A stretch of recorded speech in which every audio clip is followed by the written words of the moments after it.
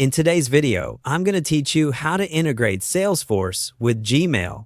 By the end, you'll have the Salesforce add-on living right inside your Gmail, so you can see records, log emails, and work faster without switching tabs. To start, open Gmail in your web browser and make sure you're signed into the account you want to connect to Salesforce. It's a good idea to use the same work account you use for Salesforce to keep everything in sync. Look to the right side of your inbox for the vertical side panel. You'll see small app icons there and a plus symbol at the bottom. Click that plus symbol to open the Google Workspace Marketplace. This is where you can safely find and install add-ons that work inside Gmail. In the Marketplace, use the search bar at the top and type Salesforce. You're looking for the official Salesforce add-on for Gmail. Open its card to view details like the description, screenshots, and the publisher.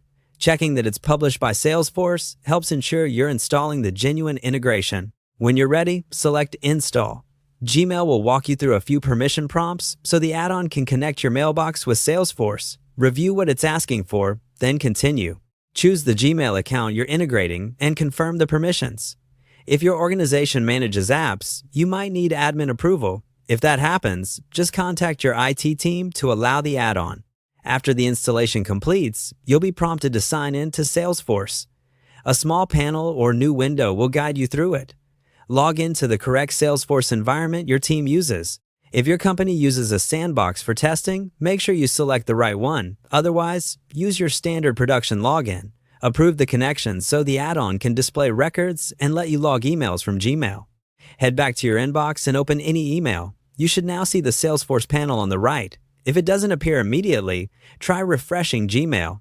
The panel will attempt to match the email address to existing Salesforce records, and you'll be able to view details, create new records, or log the message directly to Salesforce. If you want easy access, you can keep the side panel expanded while you work.